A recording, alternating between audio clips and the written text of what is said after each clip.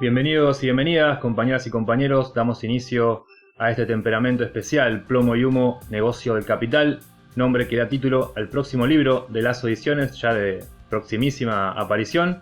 Vamos a estar hablando en torno a este libro y a todas las circunstancias que rodean a la realidad rosarina, en torno justamente a la violencia del plomo y la violencia del humo. Sí, ya casi lo tenemos el libro. Es el número 25 de Lazo Ediciones, luego de 10 años desde el primer libro que publicamos. Esta es una compilación que preparamos de artículos que tratan sobre lo que dimos en llamar de alguna manera narcocapitalismo y lo que se dio en llamar ecocidio.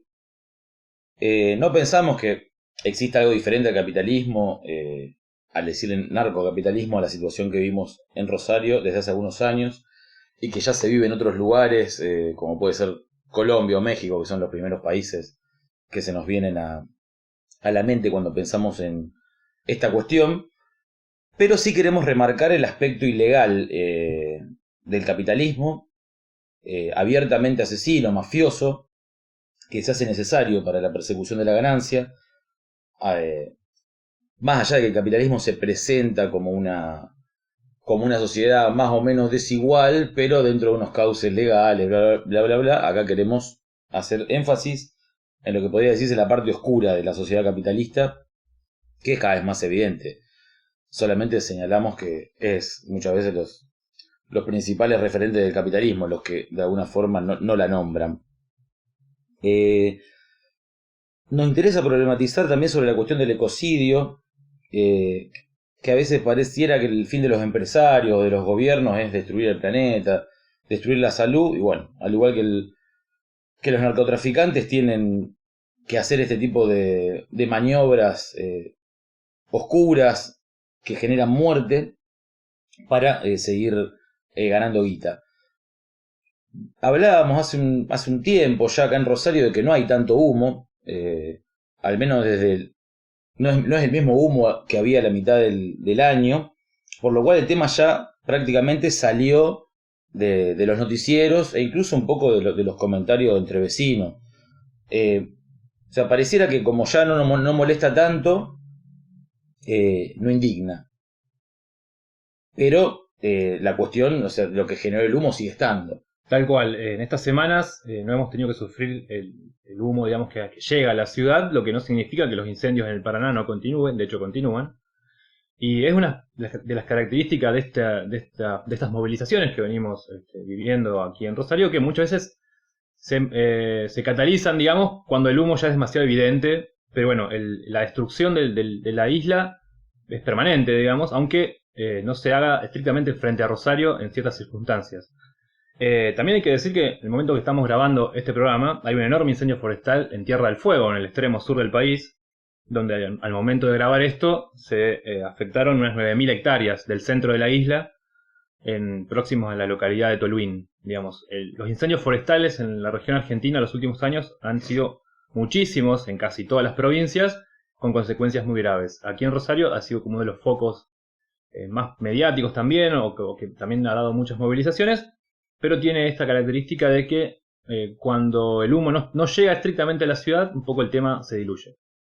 Sí, lo que no para en Rosario son los asesinados por el plomo y el humo, ¿no? Del que hacíamos referencia en el título de este libro, que no solo no para, sino que se incrementa, año a año se bate en récord. Este año se batió un nuevo récord de asesinados. Ya las noticias pasan naturalmente, digamos, como una noticia que hay 4 o 5 asesinados un fin de semana, gente que está tomando mate en la vereda y es baleada y muere en el momento, o muere después en un hospital. Esto que hay niños que son baleados cuando están jugando en la calle o incluso dentro de la casa, porque las balas también entran en la casa. Las balas perdidas, sí. Y bueno, ahí queríamos ver un poco de cifras que a veces no son precisas, pero dan un poco una imagen de lo que vivimos. Sí, una de las cosas más tristes o que más llaman la atención es que cuando charlamos sobre qué cifras aparecen en los diarios no nos ponemos muy de acuerdo, pero porque uno leyó el diario de ayer y otro leyó el diario de hoy. Entonces por ahí se habla de 265 muertos en 2013, salió por todos lados cuando En el 2022 lamentablemente se mataron a 266 personas. Hoy aparentemente ya habrían 271 asesinatos en Rosario y la zona. Y de esos 271, 32 son menores de edad. Sí, lo que está acá remarcando el compañero es importante, ¿no? Una parte, como le decía, importante de los chicos, de los asesinados son chicos de entre 15 y 19 años. Y los que matan también son chicos muy jóvenes, digamos. Esto es una realidad que se viene, que venimos viendo desde hace un tiempo, ¿no? Hay una tragedia realmente en los barrios de la juventud que está muriendo a balazos. Y una cosa más, también por ahí a remarcar que es escalofriante, es que se cuentan los asesinatos, o ese número tan alto es de asesinatos, pero lo que sucede cotidianamente son las balaceras. Se le tira tiros a todo, a los canales de televisión, a los destacamentos policiales, al Poder Judicial o a un kiosco al cual quieren apretar Bares, para que le den restaurantes. un poco de plata. Sí, este fin de semana, sin ir más lejos, balearon Canal 3 y un lugar donde se hacen recitales, festivales también, que balearon el depósito, con la característica que se dejan cartas para hacer visible la situación de presos narcos a los cuales se pide que lo trasladen de pabellón o algo por el estilo. Esto cambia un poco la situación. Nosotros hace un tiempito pensábamos qué pasaría si imaginábamos por un momento si se tratase de bandas, no sé, fascistas, bandas políticas que asesinen a más de una persona por día durante años. ¿Qué se pensaría políticamente? Que como no hay reivindicaciones o reivindicaciones políticas, digo, un manifiesto, o porque no son las fuerzas del orden del Estado, la violencia institucional que le llamamos, quizá hubiese otra respuesta. Sin embargo no la hay, y sí hay muertos todos los días. Son son causa del capitalismo, del Estado, por acción o por omisión o por complicidad. Todo esto existe. Pero bueno, en un marco que a veces parecería que la política tradicional no tiene elementos tradicionales, justamente para ser redundante, de cómo abordarlo. A nosotros nos interesa abordarlo desde una crítica anticapitalista. Volviendo al libro, hablábamos hace unos minutos de aquella época, mitad de año, cuando el humo no nos dejaba respirar casi literalmente, o no nos dejaba respirar con facilidad, para ser más precisos. Y recordar que de ese momento hasta ahora hay personas que quedaron con enfermedades respiratorias, hay secuelas, hay lesiones en el aparato respiratorio de las personas. Para esa época de mayor condensación de humo en la ciudad, fue cuando apareció la pintada en el barquito este emblemático de Barrio Refinería, que decía: plomo y humo, el negocio de matar. El escándalo mediático fue grosísimo porque tuvo una repercusión muy, muy grande, digamos, y mucha simpatía por parte de la población de Rosario. O sea, se viralizó en las redes, inmediatamente se llamaron a concentraciones donde la gente escribía la misma consigna y la repetía, y bueno, es de ahí que sacamos el nombre de plomo y humo, el negocio del capital. Recordemos lo que pasó, esto lo que está contando el compañero sucedió los primeros días de agosto de este año y, como decía el compa, generó mucho, no solo repercusión mediática, sino un escándalo político a nivel Santa Fe, a nivel Rosario, porque bueno, salió el intendente acá de Rosario a acusar a los que habían hecho las pintadas de grupos mafiosos, ¿no? Con el peso que tiene la palabra mafia acá en la ciudad de Rosario, y también hacer una pseudocrítica que para mí es compartida por ciertos sectores del ecologismo, que Hapkin decía: no conozco ambientalista con aerosol, digamos, ¿no? Como diciendo que estaban haciendo era una contradicción que salgan a pintar la ciudad. El 10 de agosto renunció el ministro de Seguridad, Jorge Laña, en medio de este contexto de mucha violencia en la ciudad, y tuvieron que salir a aclarar que el ministro no había renunciado por las pintadas. Si bien, obviamente, las pintadas era un manifiesto de un gran descontento que había acá en la ciudad. Obviamente, un ministro de Seguridad no renuncia por unos grafitis, pero estos grafitis, sin duda, pusieron un poco de sal a la cuestión de la realidad que se vive aquí en Rosario. Otra de las cosas que planteó el intendente en esta tensión, digamos, con el ministro de Seguridad, es que que hubiese pasado si, en vez de grafitis, los manifestantes hubieran hecho otra cosa en los edificios públicos, ¿no? Se hablaba como de la vulnerabilidad de los edificios públicos, porque no solo fue pintado el barquito, sino que fue pintada la municipalidad, los tribunales, el monumento a la bandera, y toda una serie de oficinas. Realmente lo de las pintadas generó, movió muchas cosas en ese agosto, por un lado mucha simpatía y también un escándalo a nivel político en la provincia. Claro, cuando el intendente sale a decir que se trata de grupos mafiosos, de alguna manera quiere introducir la idea de que el descontento social, que es generalizado, parte de las mismas mafias que son las que matan. Claro. O sea, poniendo a los manifestantes y a los activistas en el lugar de mafiosos. Ahí nosotros participamos de esas convocatorias que fueron súper masivas, había miles de personas en el monumento, en la calle, que ya se venían dando los cortes. Sí, suenan en el barquito incluso, en el mismo barco. Sí. Claro, y bueno, toda la gente que ya estaba cortando el puente, pero yo creo que la del monumento fue mucho más grande. Ahí nosotros tiramos una consigna también que era el Estadio del Capital son la mafia, tratando de hacer un poco de hincapié acá en la complicidad estatal, política y también empresarial en todo lo que sucede en la ciudad. Nosotros también ya veníamos un poco agitando con esas cuestiones acá desde la biblioteca y desde el boletín La Oveja Negra con artículos. También ya habíamos preparado algunos temperamentos sobre el tema, también sobre el tema del río en el mismo contexto. Y está todavía disponible el documental que habíamos hecho que se llamaba Humo, Reflexiones más allá de las quemas. Mientras estábamos preparando este libro, la gente de Emancipación, amigos, publicaron el artículo Plomo y Humo, el negocio del capital. Más o menos expresaba lo que veníamos conversando, así que también lo incluimos en el libro. Y sumamos algunas nuevas reflexiones a partir de la afección sobre la salud de la que hablábamos, del malestar físico, a partir de algunas investigaciones que se publicaron.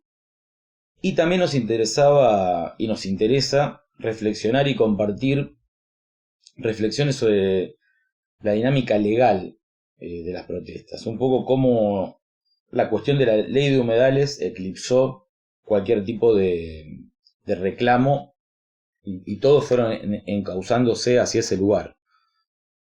Otro de los temas que abordamos en el libro es el modelo agroexportador que se lleva adelante acá en la región. Y continuando con la problemática ambiental, en torno a las quemas, pero también excediéndolas, recuperamos textos nuestros, por ejemplo, ya hace como 10 años, uno del número 2 de La Oveja Negra, que se titula El capital o la tierra. Después, de hace un año más o menos, tenemos dos textos, uno llamado Negocio, Delito y Muerte en Rosario, y el otro Narcotráfico y Capital, que abordan un poco lo que veníamos hablando recién, que se resume un poco en la cuestión del plomo y la venta de droga, pero bueno, desde una perspectiva anticapitalista. Y para el cierre del libro pensamos unas breves reflexiones desde y para la lucha. Las luchas en general las abordamos en la cuestión medioambiental. Veíamos que sobre la cuestión del narcotráfico a lo sumo se han expresado movilizaciones en torno a la inseguridad, que es como lo viven los vecinos de los barrios a fin de cuentas. La misma cuestión se podría abordar desde la cantidad de jóvenes asesinados que no reclama nadie, que son esto cuando se dice que son peleas entre ellos, como si fueran de otra realidad.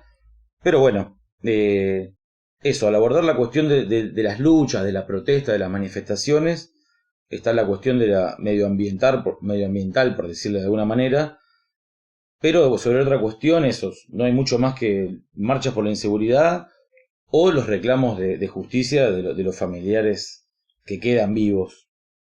Por el momento ninguno de los dos problemas parece tener ninguna solución. Esto evidentemente puede parecer desmoralizante, lo es, pero también nos parece que es una causa completamente válida para transformar la sociedad.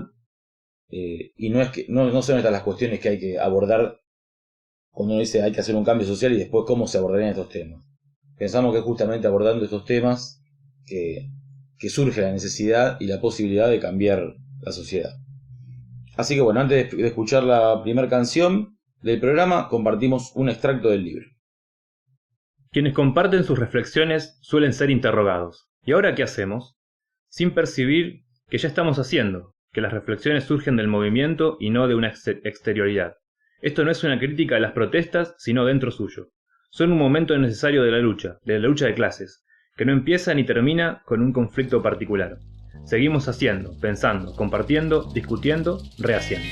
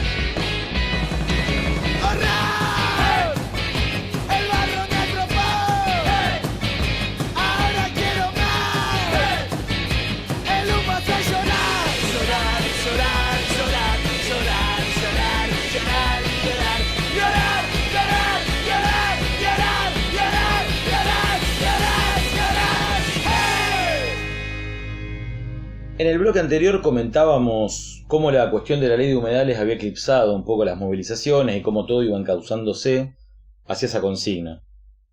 En general nos gusta analizar las consignas de las protestas, nos parece que expresan algo general que a veces no llega a verse.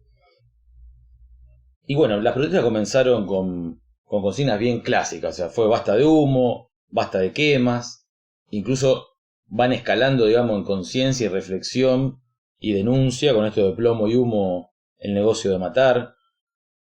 Vemos que ahí las consignas son claras y, digamos, y contra los poderes, por llamarla de alguna manera.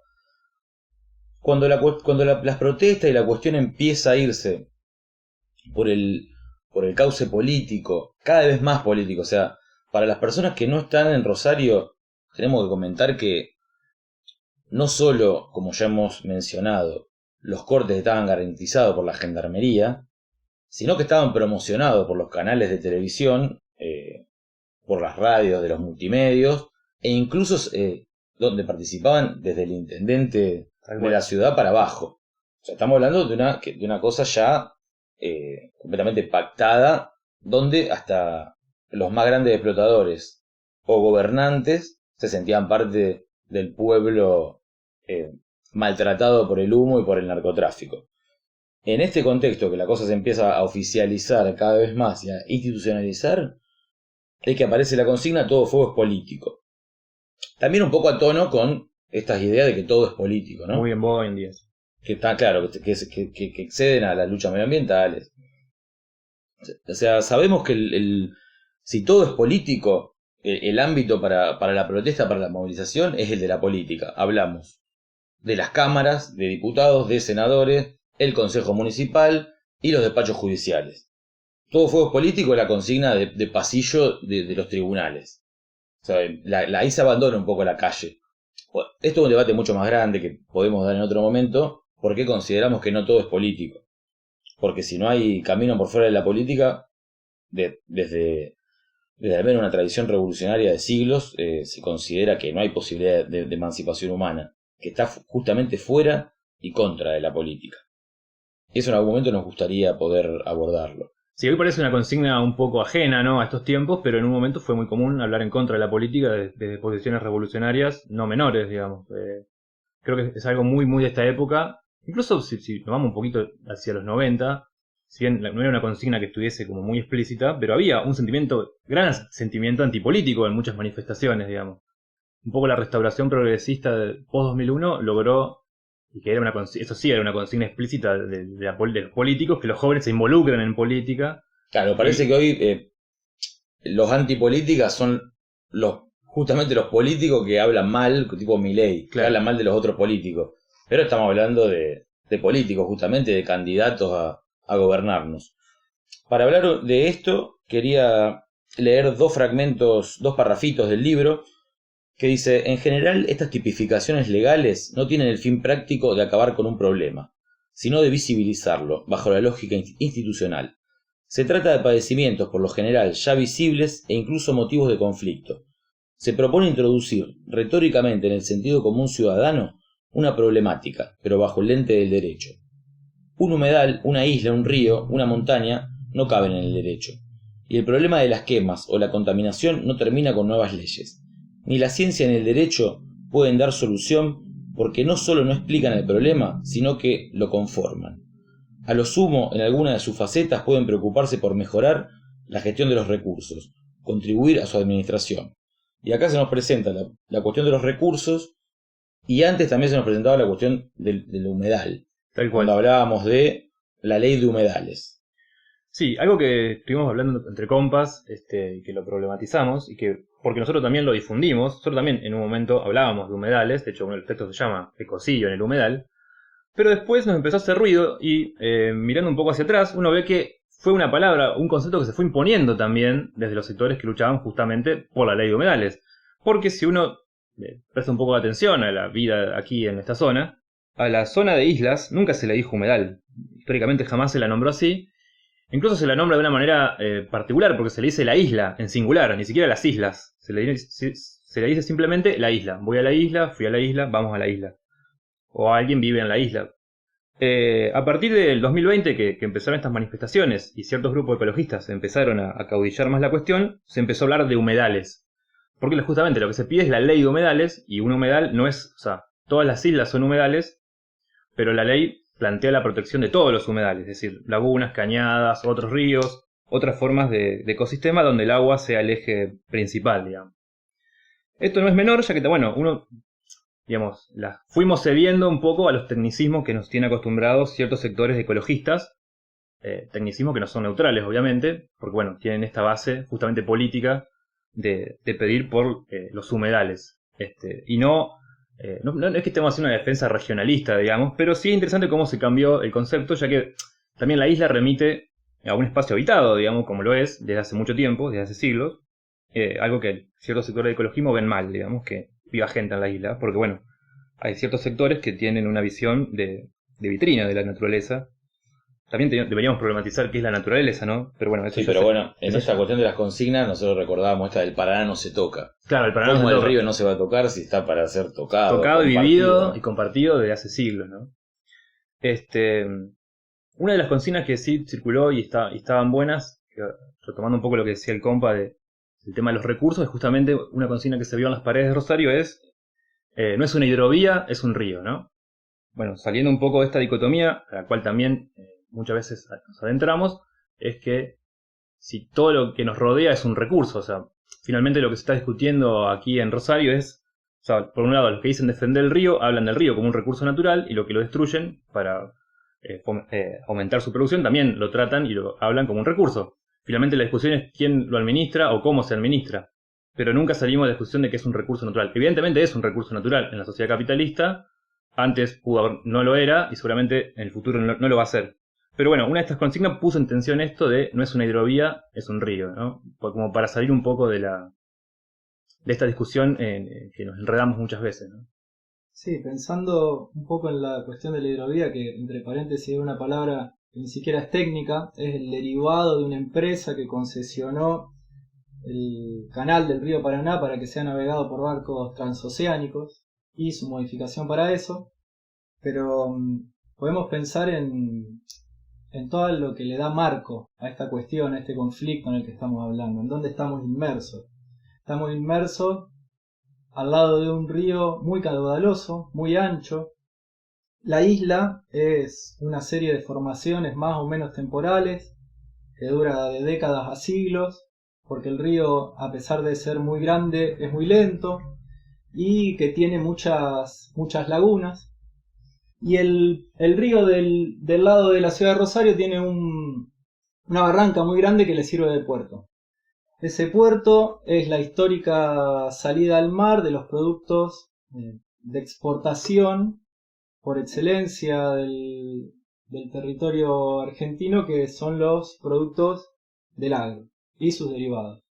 Entonces estamos inmersos en una zona donde la Pampa, o la llamada Pampa, a raíz de un desarrollo histórico de la fuerza productiva, podríamos decir, primero con la inserción de las vacas que son extranjeras, luego con el comienzo de la agricultura. Esto se dio tanto en grandes latifundios como en parcelas más pequeñas, y con todo una evolución de la técnica para el aumento de la productividad se llega hasta lo que hoy tenemos con el tractor, el glifosato, el agrotóxico, la nocividad desde el punto de vista de la salud de la gente que vive en las cercanías de donde se produce esto, genera una gran ganancia que se exporta toda por este río Paraná. O sea, la Pampa y el río Paraná son los grandes pulmones económicos del Estado argentino, digamos, desde hace más de 100 años.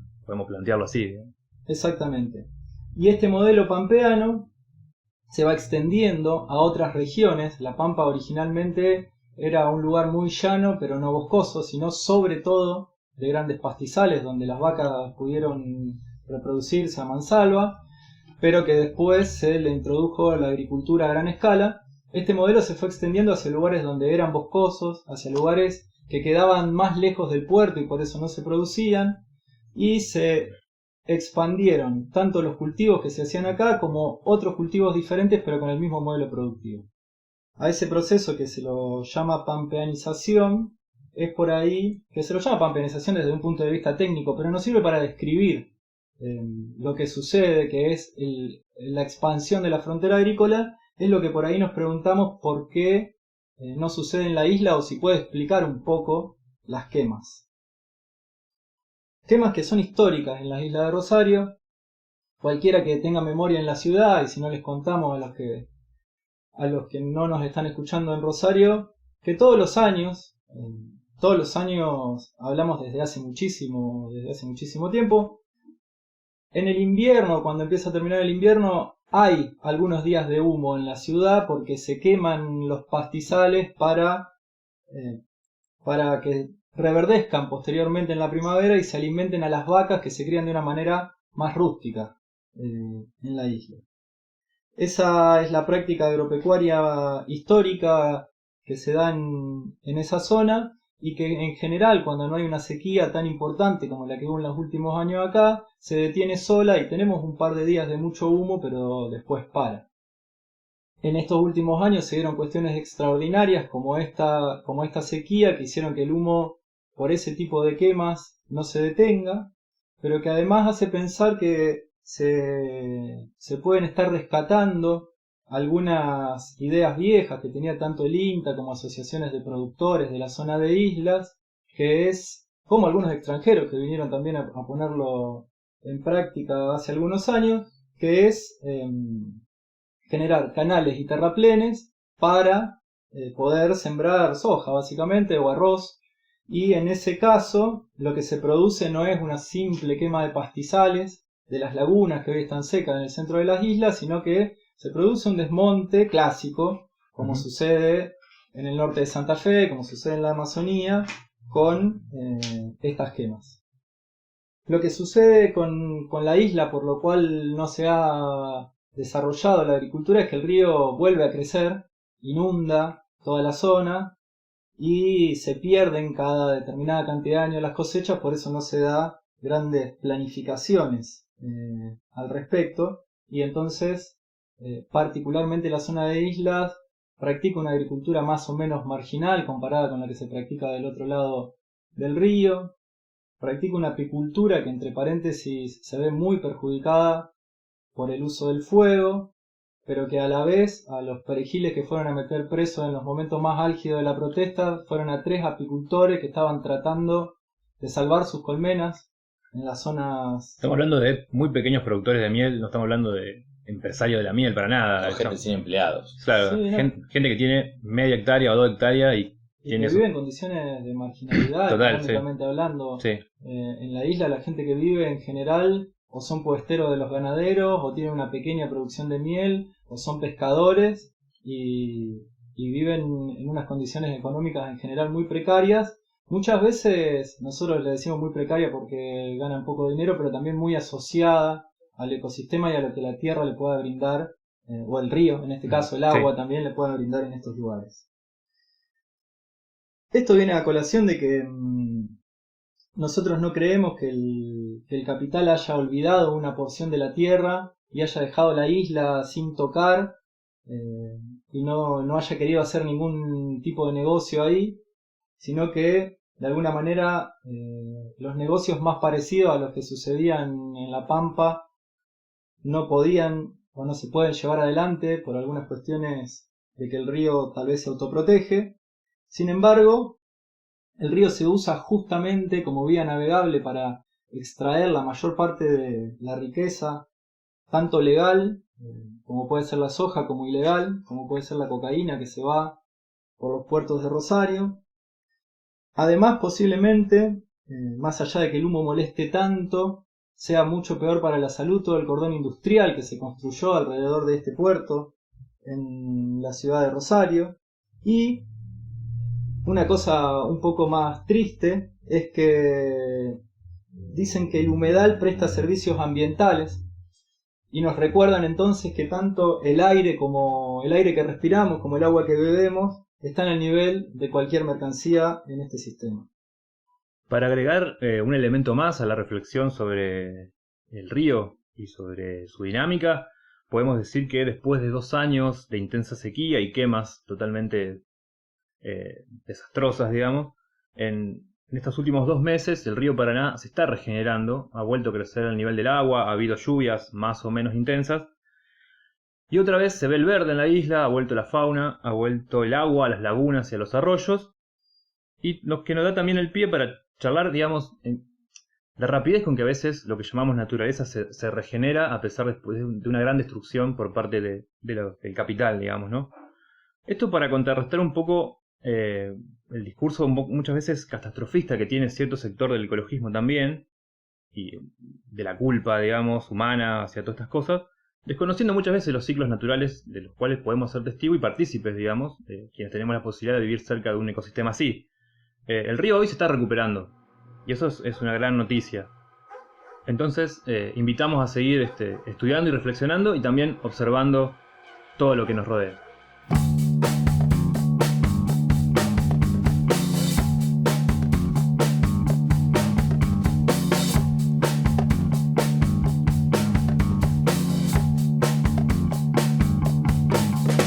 El mal llenó las calles de porquería para que todos los pibes la prueben. Y vemos a todos los viejos desfilando en busca de ella. en bicicleta, caminando o nadando por la cuneta. Edificios altos se alzan con su propaganda al aire. Edificios altos se alzan con su propaganda al aire.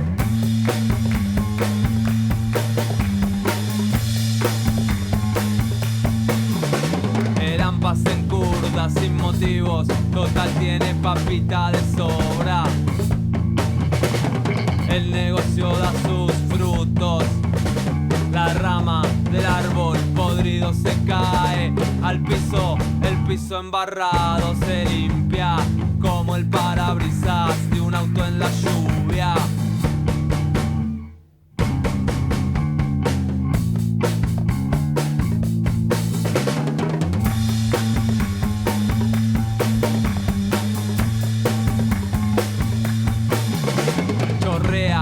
Agua del manantial, cae en cascada, la embotellan y te la venden a buen precio. El negocio da sus frutos, la rama del árbol podrido se cae al piso, el piso embarrado se limpia como el parabrisas de un auto en la lluvia.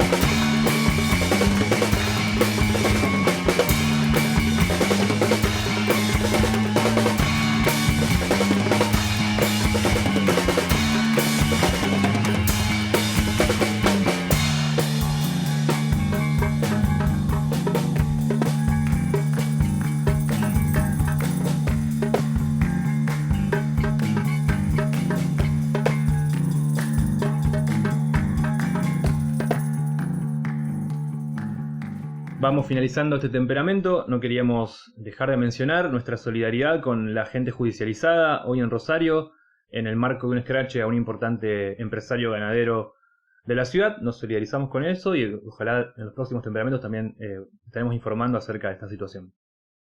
Vamos finalizando el año, así que imaginamos que este es el último temperamento del 2022, si no sucede algo más grave o algo peor de lo que ya se ha vivido este año.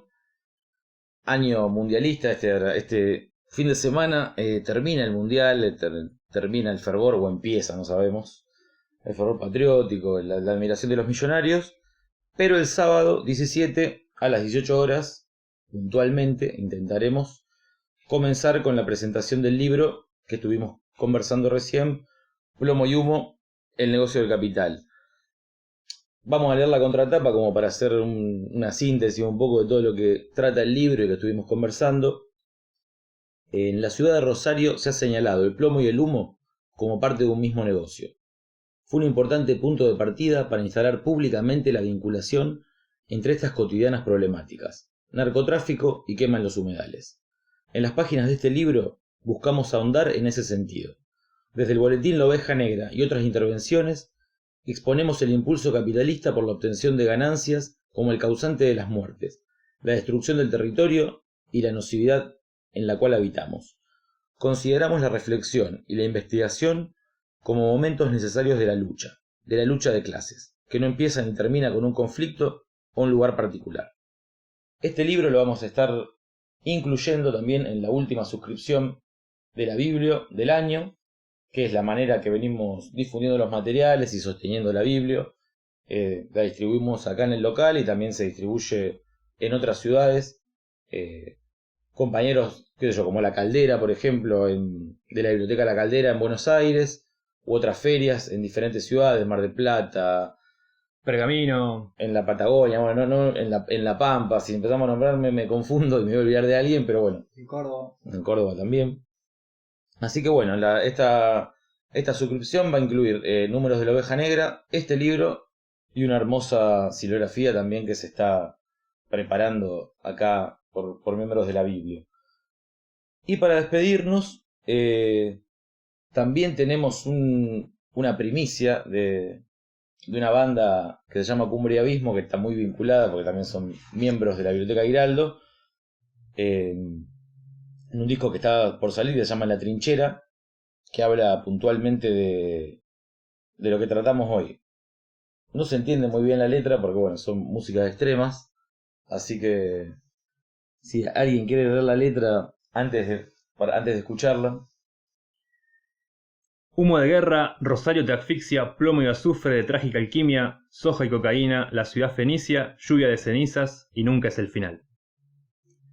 Antes también de despedirnos, mencionar que se está por salir, entre todo lo que está por salir esta semana, un nuevo número de La Oveja Negra sobre las revueltas en Irán. Totalmente, para no perder el horizonte internacionalista. Ahora sí es el final, llegamos al final del temperamento, los despedimos y los esperamos este fin de semana para seguir hablando del plomo y el humo en esta ciudad. Hasta la próxima.